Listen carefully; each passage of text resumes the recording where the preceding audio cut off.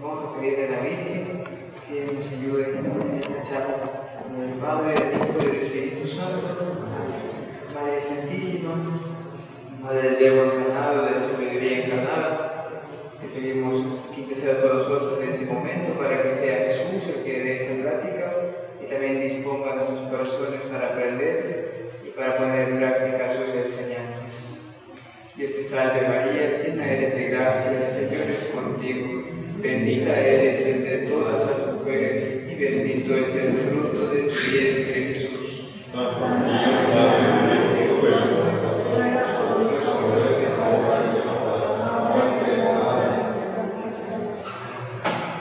Santo Patriarca Moisés, ruega por nosotros. Santos Apóstoles, ruega por nosotros. Podemos, mientras se activa otra vez esto, pues ya el Padre Ricardo nos dio una parte muy hermosa con el obispo Schneider. Impresionante que de un solo mandamiento, de dos palabras, no robarás, todo lo que puede salir, todo lo que hay detrás. Y bueno, recordando este mandamiento, pedimos la intercesión del gran legislador del Antiguo Testamento, Moisés, este gran hombre, del que Dios dio esta alabanza de que es el hombre más humilde de la tierra. Y gracias a esa humildad, pues, bueno, que Dios le reveló muchas cosas. Y bueno, Jesús viene a darle plenitud precisamente a la ley de Moisés. Y en este artículo, para ubicarnos un poquito en el catecismo, es la tercera parte, la vida en Cristo, la segunda sección, los 10 mandamientos, un capítulo segundo se llama Amarás a tu prójimo como a ti mismo. Después de los 3 primeros, Dios pone 7 mandamientos más para el prójimo, y que está incluido en el gran mandamiento de amarás a tu prójimo como a ti mismo. Y bueno, el séptimo, como bien nos explicó el Padre Ricardo, se titula No robarás. Y ya vimos, aquí pongo una imagen de cómo Dios, desde la creación, le entrega todos los bienes de la creación a nuestros primeros padres, Adán y Eva, antes del pecado original, y les permite ponerles nombre, o sea que el hombre puede tener una relación de dominio sano, justo, con la creación. Y bueno, les mandó que dominasen sobre todo esto, no de una manera despótica, sino de una manera racional, puesto que Dios nos dio esa capacidad, esa facultad de la racionalidad. Y bueno, aquí vemos a Moisés como bajando del monte, trayendo las tablas de la ley, donde Dios, por su cuenta, con su poder, escribió estos 10 mandamientos para dárnoslo. Y no solo para darnoslo, para recordarnos, porque los 10 mandamientos están inscritos en la naturaleza humana de manera natural, innata. Venimos con los 10 mandamientos de fábrica, diríamos. O sea, podemos reconocer lo que está bien y lo que está mal. Pero por el pecado original, ese conocimiento quedó confuso y Dios, en su infinita sabiduría, decide revelarlos de manera explícita para que a nadie le quede duda. A ver.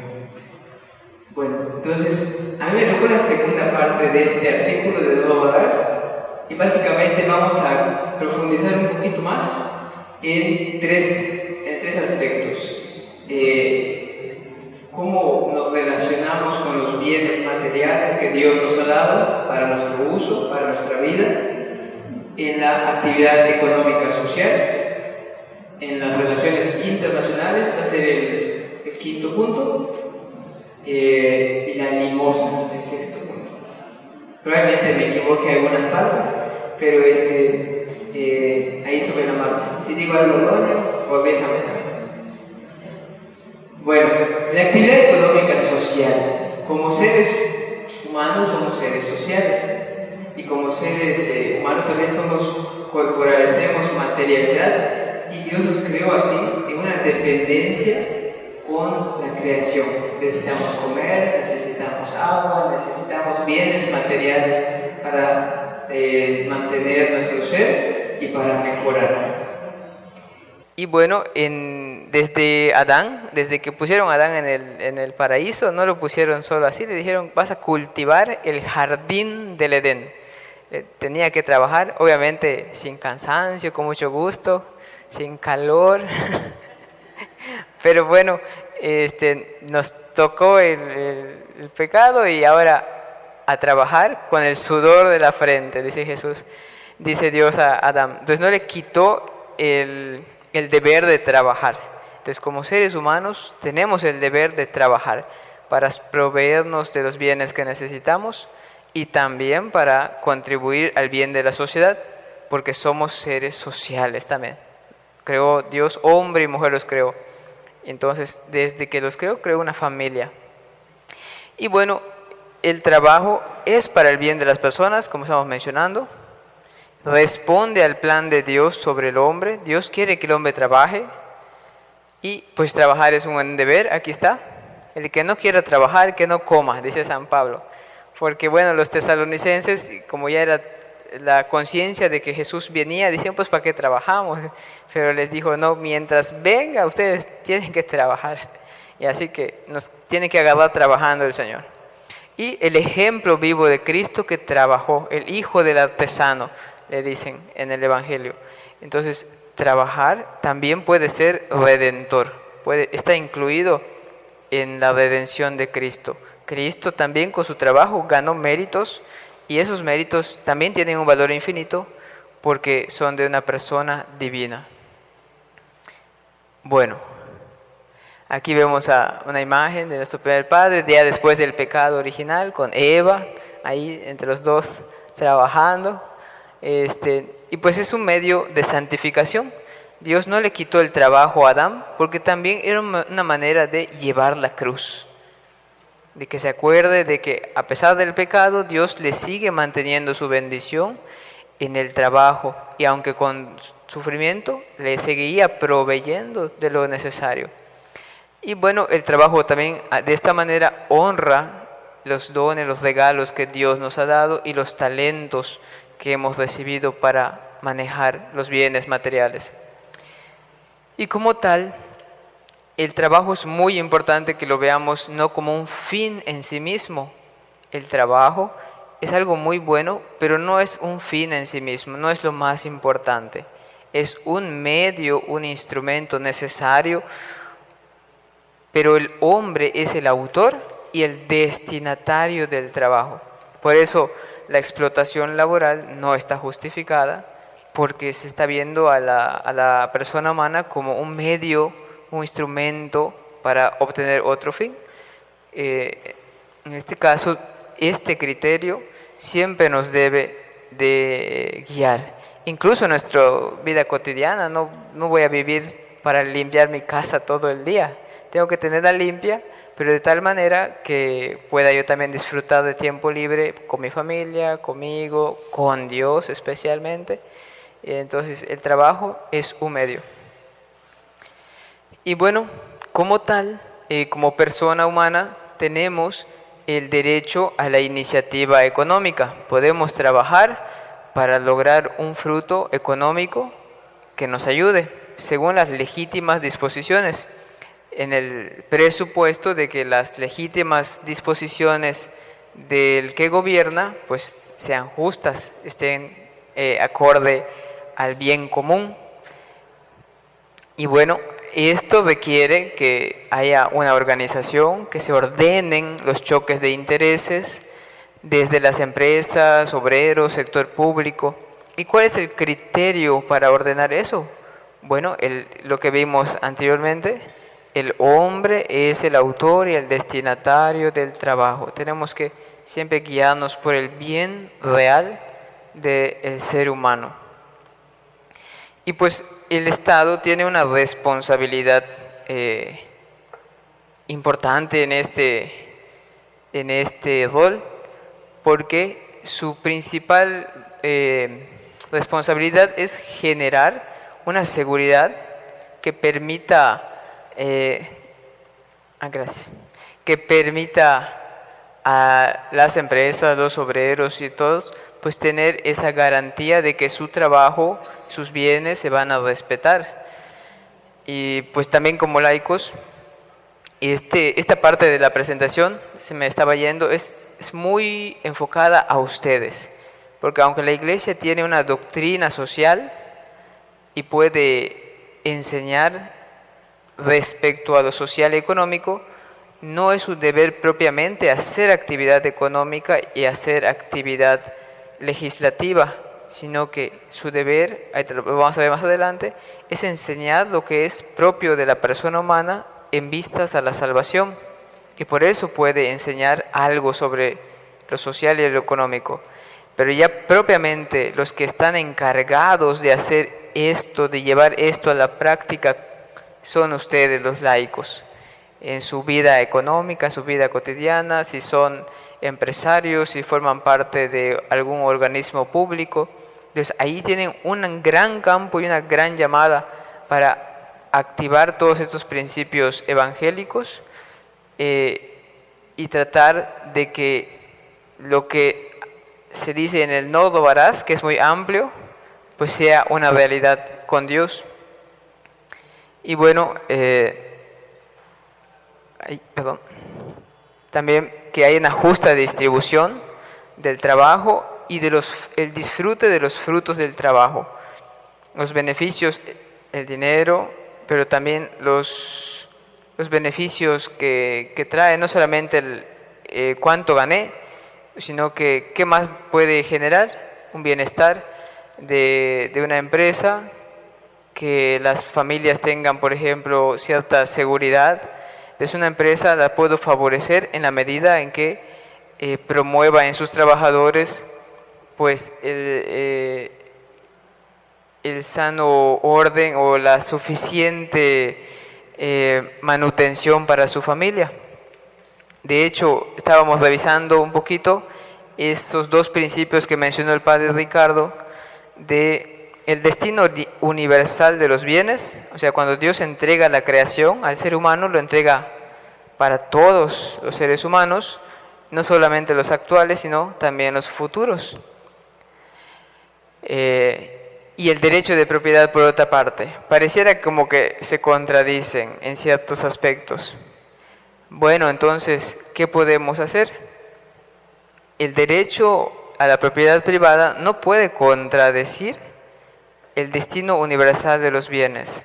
Por ejemplo, una empresa que va a generar riqueza, va a dar empleo, pero que contamina, por ejemplo, el agua de un pueblo. La empresa es privada, tiene su terreno privado y genera un bien, pero si contamina un bien común que afecta a muchas personas de tal manera, está excediendo en su derecho a la propiedad privada. Entonces ahí se necesita que un gobierno o alguna asociación pues trate de regular de tal manera que la empresa pueda seguir cumpliendo su rol, si es posible, y que los demás ciudadanos también no se lesione su derecho a agua limpia, por ejemplo. Bueno, también se debe garantizar el acceso, a que todos podamos tener acceso al trabajo, a una profesión, a un salario justo, que es el fruto legítimo del trabajo, y negarlo, retenerlo, puede ser una grave injusticia. Está aquí, incluso dentro de los pecados que claman al cielo, dice: no retengas el salario del trabajador, del jornalero, para el día siguiente. Le decía en el Levítico. ¿Por qué? Porque el jornalero vive al día, vive de lo que gana ese día. Y si tú lo detienes, pues ¿de qué va a vivir ese día?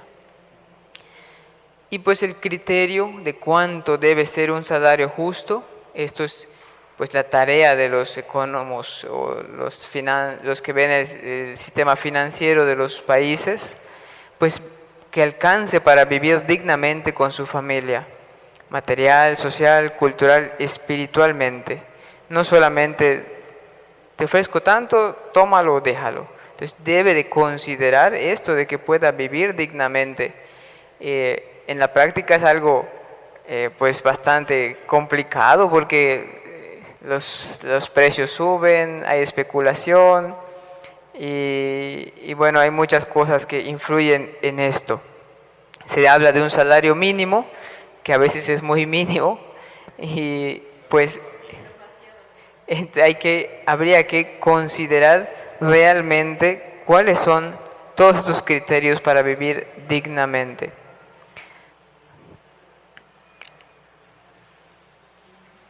También dentro de esta parte laboral vemos que en la solución de conflictos uno puede manifestarse, puede exigir los justos derechos, pero tiene que ser de una manera legítima, una huelga pacífica. Aquí un poquito esto son unos presos que están haciendo su huelga en la cárcel y lo quieren hacer de manera pacífica, por eso un poquito así con la panza para afuera. Bueno, debe ser sin violencia en cuestiones del trabajo y del bien común. Si se exige algo que está fuera de su competencia del trabajo y del bien común, pues esa huelga se está excediendo de sus límites. Y solamente si es necesario o inevitable para obtener un beneficio proporcionado. Pues lo que nos decía el padre Ricardo de esas huelgas que se están escuchando últimamente, pues que se están excediendo con violencia, con otras cosas y faltan a la propiedad privada de otros. Bueno, también en esta parte del no robarás, cuando hay un despido injustificado, pero injusto no pagar a los organismos de seguridad social las cotizaciones legítimas. También el gobierno en los impuestos o los institutos, estos organismos de seguridad social, un seguro, por ejemplo, pues si ya tenemos ese acuerdo con ellos, es nuestro deber pagarlo, porque también contribuye al orden social. Y bueno, la privación del trabajo injustificado por desempleo también es contra la dignidad humana, porque amenaza esa capacidad de sustentar una familia y se vive en la incertidumbre. Bueno, hasta allá ese cuarto punto, que era más sobre el trabajo. El quinto punto es la justicia y solidaridad entre las naciones. Ya lo vimos así como a nivel de trabajo.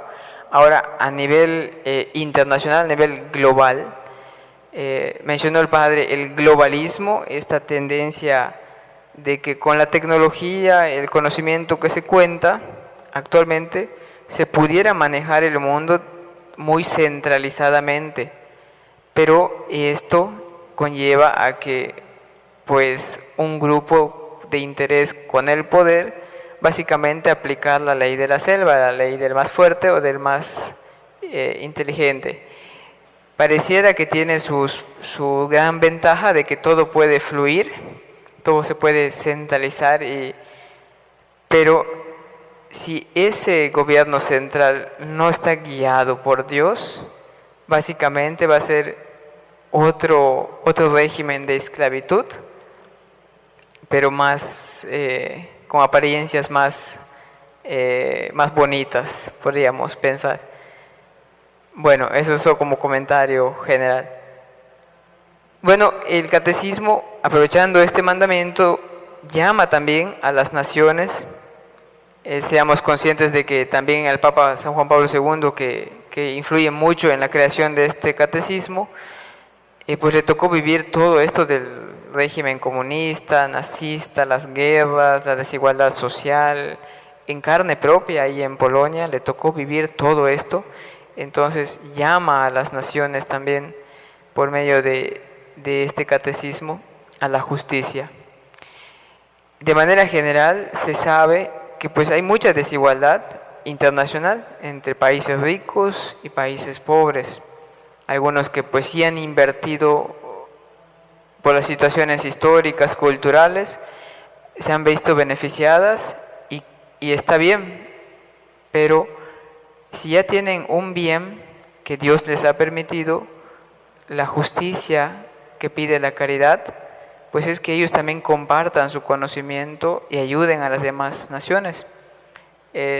No estoy diciendo que no exista una ayuda, sino sí existe, pero hace falta que siga más. Y bueno, los criterios de solución que deben guiar a nuestros gobernantes son la prioridad de escala de valores. ¿Qué es lo más importante? ¿Solamente asegurar su economía nacional o velar por todo el ser humano? Y bueno, internacionalmente, no conozco bien el sistema financiero, pero hay mecanismos de especulación, de usura, o el armamentismo, que es una constante amenaza a las guerras, que incluso pues hace que suban los precios de unas cosas injustamente por las amenazas, o el suministro de petróleo, cosas así, que es los que entienden el sistema financiero a veces empujan ciertos puntos clave para obtener ganancias a partir o con ocasión de la guerra o de la simple amenaza de guerra. Y pues por caridad, las naciones más ricas deben de ayudar a los más pobres, tienen mayor responsabilidad, puesto que han recibido más de Dios. Y pues la ayuda que nos pide aquí el catecismo puede ser inmediata, como en casos extraordinarios, la ayuda humanitaria más rápida posible, pero también una ayuda sistemática, o sea que las naciones ricas o los más con más recursos, con más posibilidades, creen organismos o modos de que los más pobres también puedan trabajar y puedan salir adelante con sus propias fuerzas. No se trata solamente de darles un paternalismo constante sin enseñarles a trabajar, sino ayudarlos de tal manera que ellos también puedan, porque tienen la capacidad como seres humanos de salir adelante. Y bueno, esto se agrava, lo menciona muy claro el Papa en el Catecismo, muy especialmente en el sector agrícola del tercer mundo. Lo que mencionaba un poquito antes, de que no corresponde directamente a los pastores de la Iglesia intervenir directamente en política y economía social, sino a los laicos. La Iglesia, bueno, los laicos según el bien común, el Evangelio y la doctrina social de la Iglesia. Y como dato, laico viene de laos, griego, que significa pueblo, el pueblo de Dios, que son la sal de la tierra, la luz del mundo, y con su compromiso pues, animar a la sociedad. Bueno, hasta ahí el quinto punto sobre la justicia internacional. Y el sexto y último punto de este artículo no robarás, pues lo dedica a el amor a los pobres. Es interesante que cuando Dios saca a los israelitas de Egipto y los hace andar por 40 años en un desierto duro, pues no les faltó nada, pero tampoco estaban así, vivían en un palacio, estaban en una prueba y Dios los alimentó, o sea, les permitió ser pobres, pero a la vez les proveía lo necesario para que comprendiera el pueblo a través de las varias generaciones a depender de Dios, a no ser como la Torre de Babel, que nosotros por nuestras propias fuerzas vamos a llegar al cielo. Fue duro, pero después, ya cuando iban a entrar a la tierra prometida, le dice Dios en el Deuteronomio: acuérdate del forastero, de la viuda, del pobre, comparte tus bienes.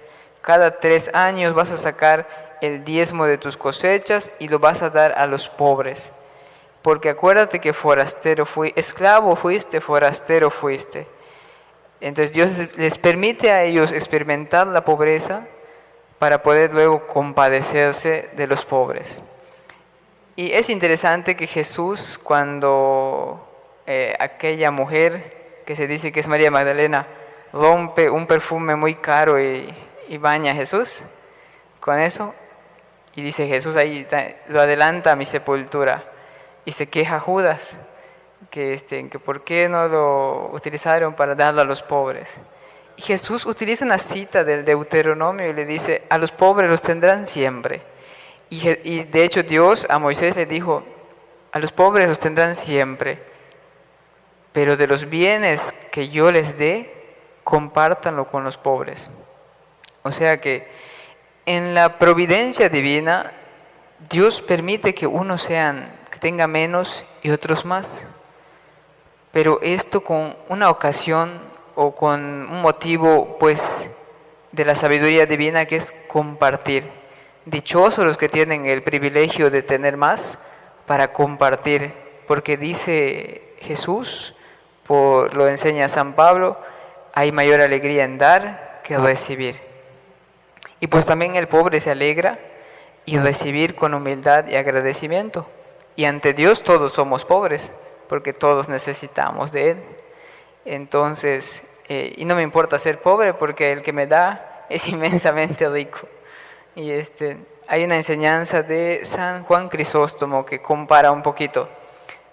El dichoso rico, Dios lo hizo como una pared alta, firme, fuerte, pero que viene luego una hiedra o una vid, una planta de uva, que se sube sobre ella, se apoya sobre ella y la adorna.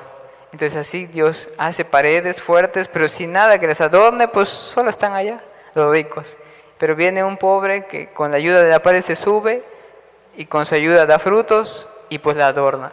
Entonces San Juan Crisóstomo fue muy conocido por sus homilías en favor de los pobres, y siempre les insistía mucho a los ricos de que así como Dios es tan liberal de darnos todo lo que creó, así también al que Dios le da mucho, mucho se le pedirá también, mucho se le pide dar. Así como la viuda hoy todo fue providencial, impresionante.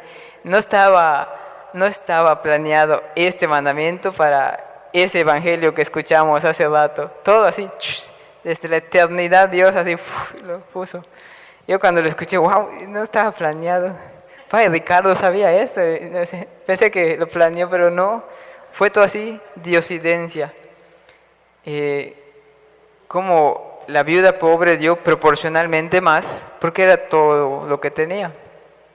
¿Eso qué quiere decir? Que los que tienen mucho, pues así con esa liberalidad, esa generosidad, dar mucho, y Dios les seguirá dando. Eso también está prometido en el Deuteronomio. Da mucho a los pobres y Dios te va a seguir bendiciendo, no te va a faltar. Si ya te lo dio en abundancia, te va a seguir dando en abundancia, no tener miedo. Y bueno, lo vamos a tocar en las conclusiones, pero de una vez lo menciono. Este mandamiento nos ayuda o nos forza de una manera buena a poner nuestro corazón en los deseos, en el bien supremo, en el mayor bien que es Dios, a que nuestro corazón no se quede meramente en lo material, porque lo material es solamente un medio pasajero, necesario pero pasajero, que nos sirve de trampolín para llegar al bien supremo. Entonces Dios, como sabe que el ser humano está herido por el pecado original, pues le impone un mandamiento, pero no es por imposición meramente, sino para que el ser humano, su corazón, no se quede atrapado en el medio, sino que llegue al fin que Dios quiere para él. Bueno, ¿qué era? ¿Qué seguía? El amor a los pobres, el quinto punto. Aquí vemos a Jesús platicando con un pobre. Este pobre paralítico era el que estaba esperando, creo que 28 años, en una piscina de Bethesda, y dice que llevaba todo ese tiempo allá y Jesús se le acerca, casi toda la edad de Jesús, 30 años. O sea, un poquito antes, 8 años, ya estaba él ahí en esa piscina esperando. y nadie lo metía a la piscina. ¿Cuánto tiempo esperó? Pero si mal no recuerdo, no leí este evangelio, no chequé este pasaje, a ver, recuérdeme si se acuerdan. Jesús lo cura, le dice que cargue su camilla, que haga algo, y le dice: no peques más, no te vaya a pasar algo peor, algo así, ¿verdad? Ahí se lo dijo, que no peque más. Sí, ¿verdad? Porque al otro paralítico, que fue el que descolgaron, a eso no le dijo no peques más, pero se sobreentendía. Dijo: yo puedo perdonar los pecados, te lo mando, te perdono. Entonces a él, como que este hombre, sin explicarlo tanto así, bueno, así lo interpreto ahorita, estaba como que atrapado en un círculo de miseria, pero también él mismo en una frustración. Entonces Jesús le dice: ánimo, levántate, no vuelvas al pecado, no te quedes en lo material del pecado. Todo pecado es como que idolatrar la materia, y adelante. Bueno, entonces Jesús aquí manifiesta su amor a este hombre, concretamente devolviéndole la salud y el ánimo, la fe. Entonces no solamente la iglesia es dar lo material, incluso hay una historia que nos decían en el tiempo de mayor auge de la teología de la liberación. ¿Han escuchado de la teología de la liberación? Entonces, en la Biblia, en los evangelios, hay muchísimas menciones de Jesús o de Dios sobre la pobreza, sobre los pobres. Tanto es algo muy importante por la caridad, claro, pero algunas personas de la iglesia lo interpretaron como algo muy exclusivo y como un deber de meterse a la política, a lo social, así directamente. Y básicamente reducían el evangelio a procurarles solamente lo material a los pobres. No estoy diciendo que no haya que hacerlo, sí hay que hacerlo, pero no como algo exclusivo. ¿Y por qué lo menciono acá? Porque Jesús acá no solo le devolvió la salud material, sino que lo llevó a la fe en Dios. La iglesia, si va a hablar de lo material, debe de hacerlo, pero llevándonos siempre hacia Dios, no quedándose en lo material. Y bueno, aquí tenemos algunas citas que el mismo catecismo nos pone: a quien te pida, da. Al que desee que le prestes algo, no le vuelvas la espalda.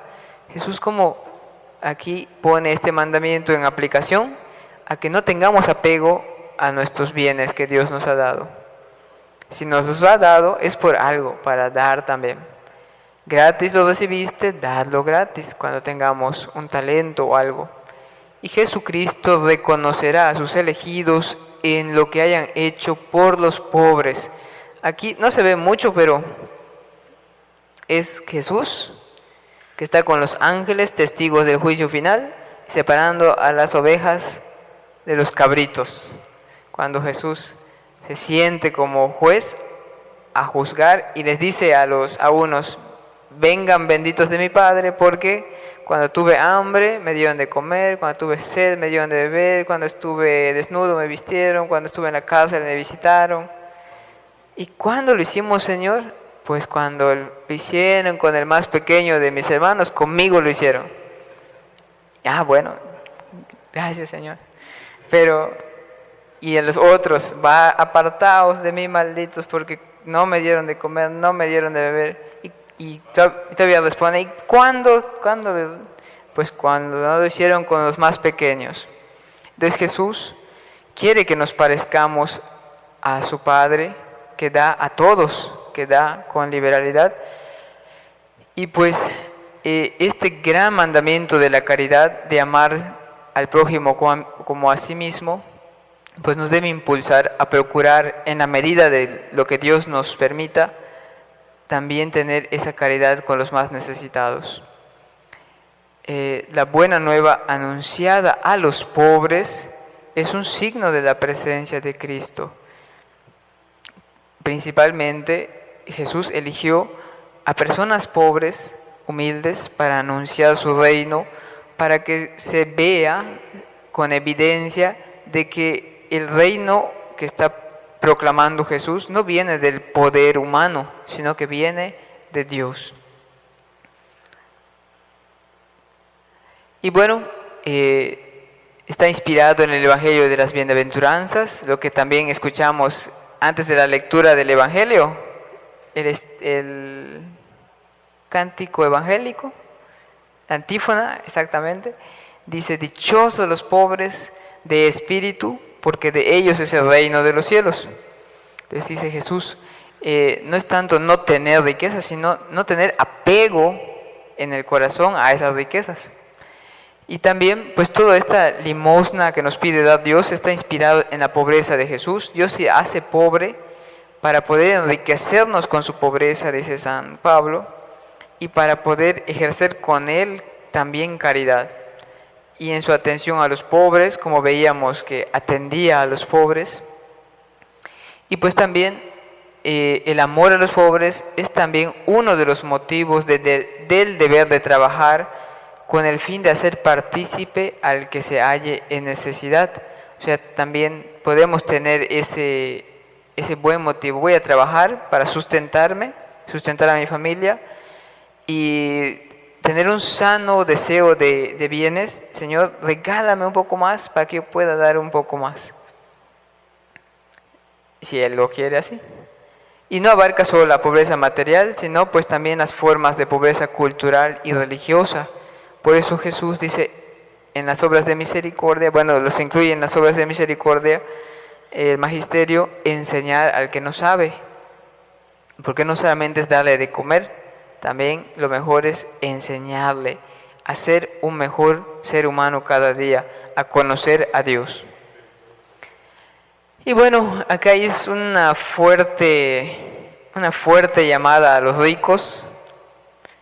Cuando uno es egoísta, el apóstol Santiago le lanza esta fuerte llamada. No la vamos a leer, pero básicamente les dice que los van a juzgar así muy fuerte.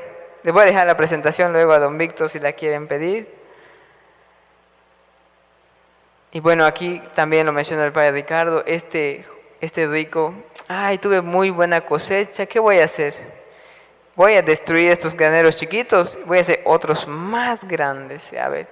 Y no se le pasó por la mente, pues, regalar y aplicar lo que decía la ley de Moisés, de dar a los pobres. Y al día siguiente ya no estaba. ¿De qué sirve? Y bueno, San Juan Crisóstomo dice, no hacer participar a los pobres de los propios bienes es robarles y quitarles la vida. Tan fuerte es eso de que cuando de lo que yo tengo y no se lo doy, pues es injusto desde la visión de Dios. Es preciso satisfacer ante todo las exigencias de la justicia, de modo que no se ofrezca como ayuda de caridad lo que ya se debe a título de justicia. Para él era una obligación dar a los pobres. No es que yo le estoy dando de mi caridad, sino que si tengo y veo un pobre y está en mi camino, es mi deber de justicia. A ese nivel lo veía este gran obispo antiguo, como del 300 en Constantinopla, la actual Estambul.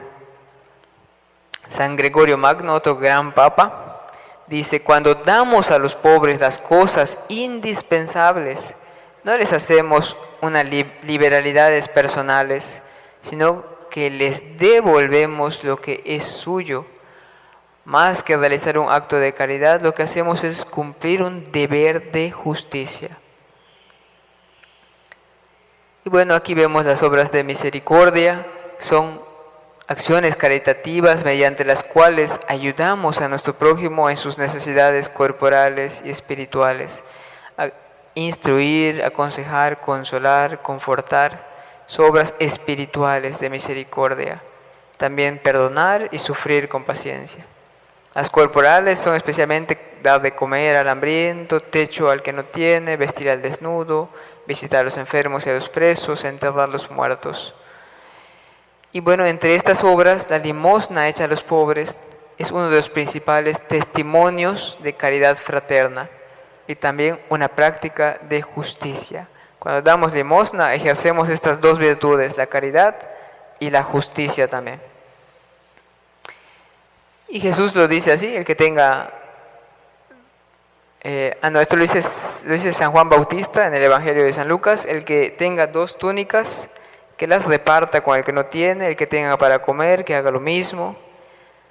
Dad más bien en limosna lo que tenéis, y así todas las cosas serán puras para vosotros. Le decía a los fariseos, la purificación de la persona no viene tanto del aseo externo, que sí hay que hacerlo, pero para purificar nuestras intenciones, nuestra vida, dar limosna. Por eso se dice también, la limosna cubre una multitud de pecados. Queremos repararnos por nuestros pecados, dad limosna, dice el Señor. Y dice el apóstol Santiago, si un hermano o una hermana están desnudos y carecen del sustento diario, y alguno de vosotros le dice, id en paz, calentaos y hartaos, que estés bien, pero no les dais lo necesario para el cuerpo, ¿de qué sirve? Entonces, no, la fe no solo, eso se lo decía principalmente a los ya convertidos al cristianismo, de que dice, tu fe no solamente va a ser aquí, tu fe es obras. Y bueno, la miseria humana que la vemos es un signo de la debilidad congénita del ser humano caído en el primer pecado de Adán y de la necesidad que tiene de salvación. Cuando vemos esto, inmediatamente entendemos en nuestro corazón que esto no es natural. Dios no nos quiere así. ¿Y qué podemos hacer? Pues realmente aplicar la caridad, la justicia y tratar de mejorar nosotros para también poder ayudar a los que están en situaciones así. Tal vez no podamos cada uno de nosotros solucionar el mundo, pero donde nos ponga Dios, con las personas que nos ponga, pues tratar de hacerlo. Y no somos perfectos y podemos tener egoísmo, pero aún así continuar y tratar de hacerlo. La gracia tiene en nosotros un efecto tan grande que podemos imitar a los santos, como decía San Ignacio de Loyola, si estos fueron santos, yo también puedo. Y dice aquí Santa Rosa de Lima, dice, el día que su madre la regañó por atender en su casa a pobres y enfermos, le dijo Santa Rosa, cuando servimos a los pobres y enfermos, somos buen olor de Cristo. Y San Martín de Porres una vez le prohibieron, por obediencia no vuelves a meter aquí a nadie a curarlo en su convento. Y llegó un malherido y al hermano portero, abre hermano, abre, y lo metió y lo curó y lo están regañando, pero te van a regañar, te prohibieron por obediencia como religioso, por obediencia. Y dice, contesta San Martín de Porres, que no estudió mucha teología, pero sabía lo más importante, la caridad prima, la caridad obliga. Entonces, aunque me lo prohibió mi superior, pero la caridad en este momento me lo está exigiendo.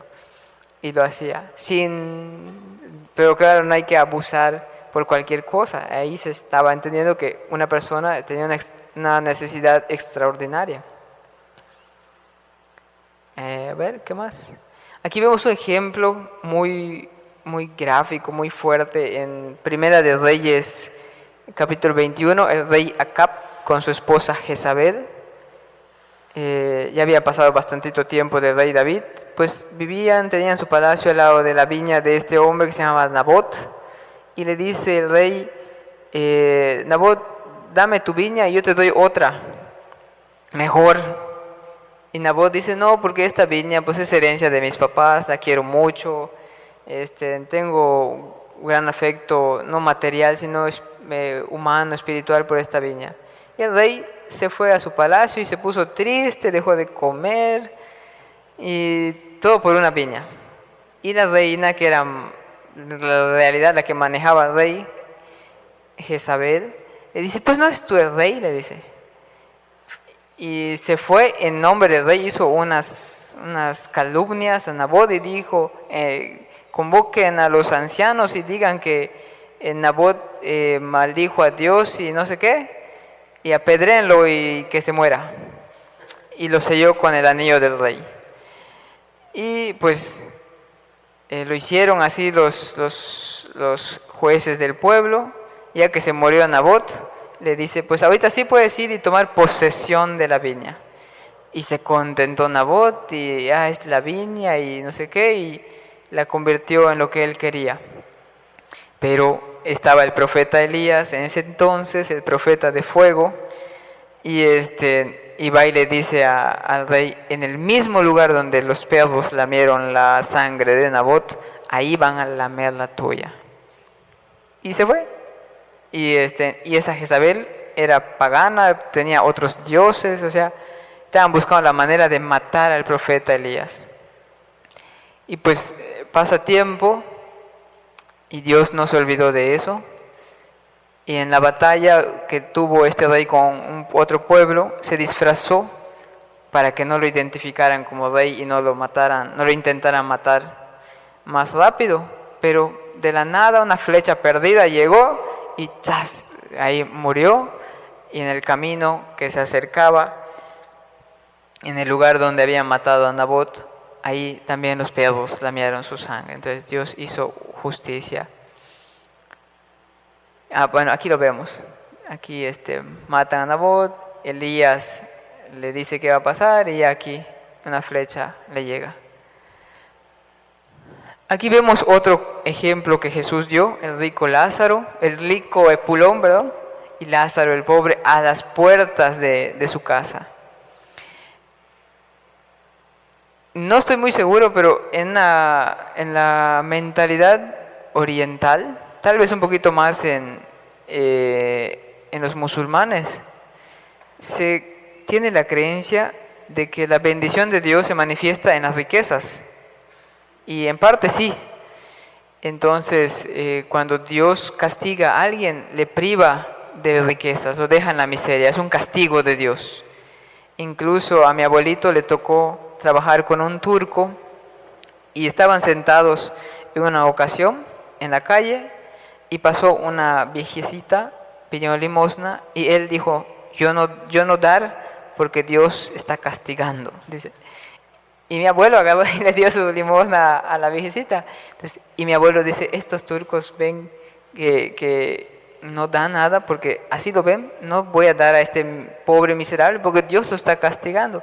A lo mejor esa era su cosmovisión, pero Jesús viene a mostrar que si la compasión, si tú eres un ser humano, él es un ser humano, independientemente de la razón por la que esté así, el deber es tratar de ayudarlo. Entonces aquí lo pone de una manera muy gráfica Jesús. Y muere Lázaro, es llevado al seno de Abraham. Y muere el rico y es llevado al lugar de tormento, como en retribución de justicia. Aquí vemos otra figura de lo mismo. Sentado, comía todos los días esplendorosamente, y ya al pobre Lázaro sus heridas, los perros se las lamían. Y bueno, en conclusión, gracias por la paciencia. Este mandamiento tan de 2 palabras, no robarás, ordena nuestro corazón hacia el bien supremo que es Dios. Sirve para no matar la caridad en el uso de los bienes materiales, para amar a los demás sobre las cosas materiales. También es la justicia en el uso de los bienes materiales para el bien común del ser humano, de manera personal y también social. Y también es una manera de administrar con caridad los regalos de la creación que Dios nos da, usar de los bienes materiales como instrumentos, como medios para llegar a Dios. Y Dios quiere darnos lo que necesitamos, no quiere que robemos. Danos hoy nuestro pan de cada día, dice Jesús. El Padre Nuestro básicamente es el resumen de todo el Evangelio. Cuando rezamos el Padre Nuestro y lo tratamos de vivir, es vivir todo el Evangelio.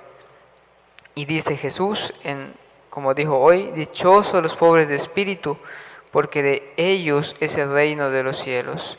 Dichoso si eres pobre materialmente, pues también aprovechar esa pobreza para manifestar mi dependencia de Dios ¿Y es legítimo pedir ayuda cuando se es pobre? Sí, porque Dios quiere que entre todos nos ayudemos. Por eso hay que pedir en vez de robar. Y al que tiene, dar en vez de negar. Y aquí Jesús en el Sermón del Monte pues rehace toda esa legislación que Moisés trajo. El Sermón del Monte es como que la nueva legislación. Así como Moisés subió al monte, también Jesús subió a un monte y desde ese monte dice se sentó. Así lo dice el Evangelio. Cuando se sienta el maestro, significa que tiene poder de enseñar. Es Jesús con unos gestos muy sencillos pero muy claros, dice, rehace, da plenitud a la ley de Moisés. Y bueno, eso sería todo. Le damos muchas gracias a la Virgen que nos ha ayudado, que nos ha dado paciencia y gracias por aguantar. Y se quedan pues con este deber de los laicos de intervenir más en la vida social, en la vida económica. Tienen una gran labor ahí. Nos ponemos para hacer una oración. En nombre del Padre, del Hijo y del Espíritu Santo. Amén. Te damos gracias, Señor, por todos los beneficios que nos concedes. Te suplicamos que tu Espíritu Santo nos colme de tus bienes espirituales y los bienes materiales que necesitamos para vivir y para ayudar a los demás. Por Cristo nuestro Señor. Amén. Gloria al Padre, y al Hijo, y al Espíritu Santo, como era en el principio, ahora y siempre, por los siglos de los siglos. Amén. En nombre del Padre, del Hijo y del Espíritu Santo. Amén. Buenas tardes.